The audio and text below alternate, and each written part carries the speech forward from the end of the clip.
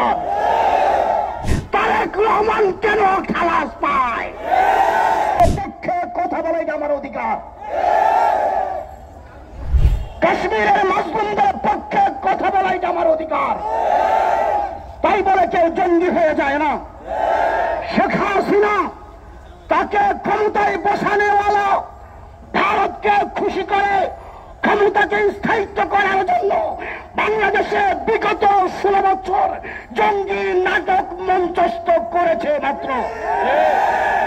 আমার জিজ্ঞাসা, যদি 74 কেজি মামলা সত্যই হবে, তাহলে মামলার চূড়ান্ত রায়ের আগে মুফতি হান্নানকে তড়িঘড়ি করে কেন ফাঁসির কাস্টে ঝুলানো হলো? সেই মামলার আসামি তারেক রহমান কেন খালাস পায়? যদি তারেক রহমান খালাস পায়, তাহলে মুফতি হান্নানও নির্দোষ ছিল। তাকে ফাঁসি দেওয়ার বিচারে হাসিনারও বিচার কার্যকর করা উচিত। অতএব এই সমস্ত মামলায় যে সমস্ত ওলামায়ে কেরাম এবং মাজলুমরা জেলে আছে, তারা নির্দোষ, তারা নিরপরাধ, তারা জুলুমের শিকার, হাসিনার ক্ষমতার লোভে লিপ্সায় নির্যাতনের শিকার এই সমস্ত ওলামায়ে কেরাম।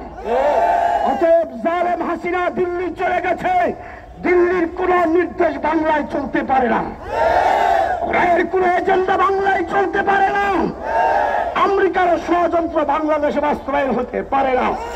আমি বাংলাদেশ খেলাফত আন্দোলনের মহাসচিব হিসেবে বলছি, এই সমস্ত আলেমদের মুক্তি পাওয়া তাদের মানবিক অধিকার, তাদের নির্যাতিত পরিবারের অধিকার।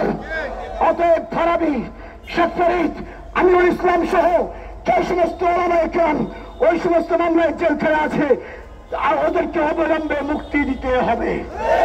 তারেক রহমান মুক্ত, আপনারা জামিন পাচ্ছেন, বাবার সাহেবরা অস্ত্র মামলা থেকে মুক্ত হয়ে স্বাধীনভাবে ঘুরে বেড়াচ্ছেন, তাহলে এই মুক্তি ওলামায়ে কেরামের অধিকার।